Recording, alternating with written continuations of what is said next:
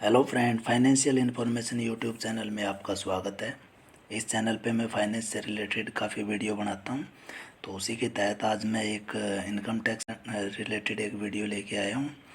तो आज मैं जैसे नॉर्मली 80C वगैरह 80D ये सब तो बहुत सारी वीडियो में आपको मिल भी जाएंगी और लगभग सब लोगों को इसके बारे में पता भी होगा। तो आज मैं जिस सेक्शन की बात करूँगा तो वो इनसे थोड़ा हटके है और काफ़ी इसमें क्या है, इनकम टैक्स में छूट भी मिल सकती है। तो ये जो वीडियो है आप अंत तक देखिए, इसमें आपको काफ़ी नॉलेज भी मिलेगा ओके, यानी टैक्स में भी फ़ायदा मिल सकता है। तो अब स्टार्ट करते हैं। होम लोन ले रखा है, जैसे प्रिंसिपल है वो 80C में आता है, जितना आप प्रिंसिपल रीपेमेंट करते हैं।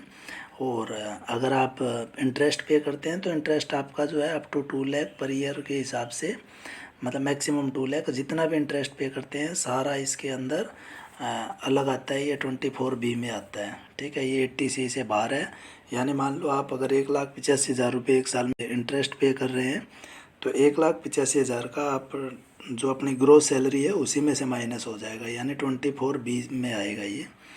तो अभी ये तो हो गया 24B। ये भी आपको काफ़ी वीडियो वगैरह भी मिल जाएंगी यूट्यूब पे भी। आप देख सकते हो कि जो 2019 का जो बजट था तो उसमें ये बोला गया था कि आप जो है 2 हाउस को सेल्फ ऑक्यूपाइड रख सकते हो। 2 हाउस को, जो पहले था एक ही हाउस को काउंट करते थे, दूसरे हाउस के लिए आपको जो रेंट है गवर्नमेंट का या उस सिटी में जो भी रेंट चल रहा है तो उसके अकॉर्डिंग आपको अदर इनकम में वो जो रेंट है उसको शो करना पड़ता था, चाहे रेंट पे घर दे रखा है या नहीं दे रखा है, पर एक नॉमिनल जो रेंट था तो वो आपको शो करना पड़ता था। तो अभी क्या है, 2019 का जो बजट था तो उसमें गवर्नमेंट ने यही अनाउंस किया, एफएम फाइनेंस मिनिस्टर ने, कि ये जो अभी आप है 2 हाउस को इसमें सेल्फ ऑक्यूपाइड में रख सकते हैं, यानी 2 पे जो रेंट वगैरह का कोई झंझट नहीं रहेगा।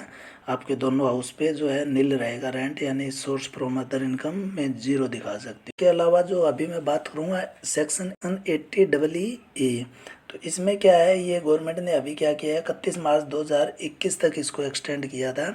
यानी 31 मार्च 2021 तक जिसने भी फर्स्ट टाइम लोन लिया है, यानी उस बंदे के नाम, यानी 1.5 लाख 2 लाख तो हो गया 24B में।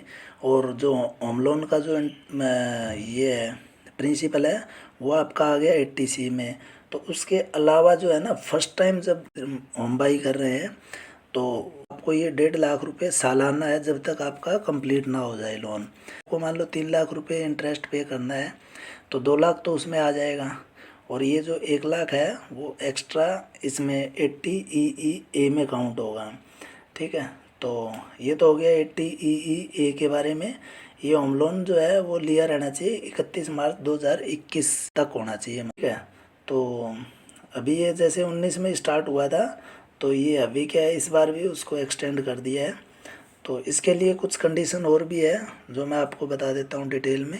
इसकी पहली कंडीशन ये है कि जो ये हाउसिंग लोन लिया रहता है ये या तो फाइनेंशियल इंस्टीट्यूशन से लिया रहना चाहिए, नहीं तो हाउसिंग फाइनेंस कंपनी से लिया रहना चाहिए। बाद में क्या है, स्टैंप ड्यूटी जो रहता है ना, हाउस की जो हाउस प्रॉपर्टी की जो एक वैल्यू रहती है, स्टैंप ड्यूटी वैल्यू जिसको बोलते हैं, ये 45 लाख से कम रहनी चाहिए। और जो टैक्स पेयर है जिसको ये रिबेट लेना है यानी ये बेनिफिट लेना है, वो फर्स्ट टाइम जो है होम बायर होना चाहिए।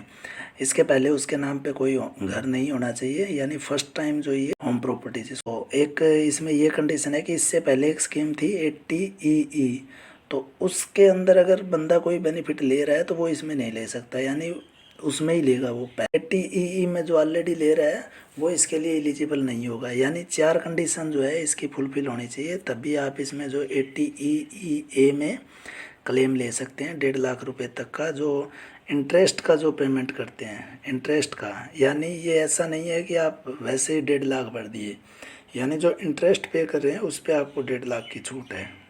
अब जैसे हमने स्टैंप ड्यूटी वैल्यू की बात की है 45 लाख से कम होनी चाहिए, वैसे ही इसका जो है कारपेट एरिया की भी उसमें जिक्र किया गया है कि 60 स्क्वायर मीटर जो है इससे कम रहना चाहिए, मतलब इससे ऊपर नहीं जाना चाहिए। किसमें, मेट्रोपॉलिटन सिटी में, जैसे ये बेंगलोर, चेन्नई, दिल्ली हो गया, एनसीआर में जैसे फरीदाबाद, गुड़गांव ये सब आ जाते हैं आसपास के। इधर हैदराबाद, कोलकाता और मुंबई ये भी शहर इसमें ले सकते हैं। और अगर जैसे कोई दूसरी सिटी है, मतलब इनके अलावा जो सिटी है उसमें 90 स्क्वायर मीटर से ऊपर का कारपेट एरिया उससे ज़्यादा नहीं होना चाहिए। ये स्कीम उन्हीं के लिए है। और जो आपका लोन सैंक्शन हुआ है वो 1 अप्रैल 2019 के बाद होना चाहिए और 31 मार्च 2021 से पहले होना चाहिए, मतलब इस टेन्योर के बीच में होना चाहिए। पहले 50,000 थी 80 में, अभी ये जो नया इंट्रोड्यूस हुआ है 80 जो ए और ऐड हो गया इसमें, तो ये 1.5 लाख हो गई है। ठीक है, तो इनमें जो ये कुछ कंडीशन है, जो 3-4 कंडीशन मैंने बताई है, ये अगर फुलफिल कर रहे हैं तो इसमें क्या है, आपको 1.5 लाख रुपए एक्स्ट्रा जो है, वो जो 24B जो है ना 24B, उसमें जो 2 लाख की छूट मिलती है, इसके एक्स्ट्रा ये 1.5 लाख की छूट मिलेगी। तो अब ये तो हो गया कि होम लोन से रिलेटेड। अभी ये क्यों करती है गवर्नमेंट? गवर्नमेंट इसलिए करती है कि एक तो ये जो अफोर्डेबल हाउसिंग है उनको बढ़ावा, हर बंदे के पास अपना घर हो, तो ये गवर्नमेंट की एक स्कीम थी कि भाई हर बंदे को घर मिले। और दूसरा ये है कि इससे जो रियल एस्टेट का जो बिज़नेस है वो भी थोड़ा सा उभरता है इससे। तो ये दोनों ही चीज़ जो है ध्यान में रख के गवर्नमेंट ऐसी स्कीम लेके आती है। उसके बाद में एक और आपने जो स्कीम सुनी होगी, फैम। फैम मतलब हो गया जैसे faster adoption and manufacturing of electric vehicle. तो अभी गवर्नमेंट उस पर भी काम कर रही है, जैसे पिछले बजट में अनाउंस किया था कि 80 EEB जो एक सेक्शन डाला था, इसमें इंसर्ट किया था, तो उसमें बोला गया था कि ये जो 1 अप्रैल 2019 के बाद और 31 मार्च 2023, ये जो साल है 2023 है, इनके बीच में अगर कोई इलेक्ट्रिक व्हीकल पे लोन लेता है तो उस लोन के लिए जो इंटरेस्ट पेमेंट करेंगे उस पे भी आपको 1.5 लाख रुपए एक्स्ट्रा डिस्काउंट, एक्स्ट्रा मतलब आपको रिबेट दी जाएगी, यानी जो ग्रोस सैलरी आपकी उसी में से 1.5 लाख रुपए उधर माइनस कर दिए जाएंगे। तो ये स्कीम जो है, ये जो सेक्शन है वो 80 EEB में आता है। तो इसमें आप डेट भी देख सकते हैं। अब जो ये टैक्स में एग्जम्पशन दी गई है, ये सिर्फ इलेक्ट्रिक व्हीकल को बढ़ावा देने के लिए भी दी गई है।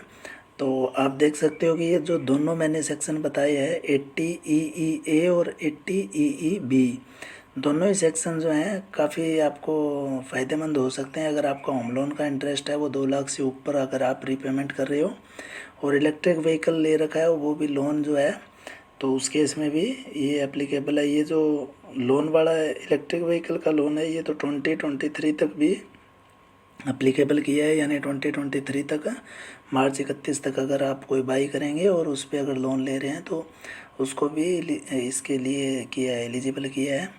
तो आप देख सकते हो कि ये दोनों मिलाने से आपके 3 लाख हो गए, प्लस 24B में जो आता है 2 लाख उधर, यानी 5 लाख, प्लस 80C में जो आता है 1.5 लाख यानी 6.5 लाख। 50,000 स्टैंडर्ड डिडक्शन थी पुराने जो सिस्टम में, तो ऐसे करके आपको 7 लाख तो ये हो गए।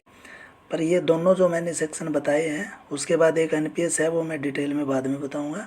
वो भी, उसका भी कुछ पोर्शन जो है 80C के बाहर रहता है, कुछ 80C के अंदर आता है, तो वो मैं डिटेल में एक वीडियो बनाऊंगा।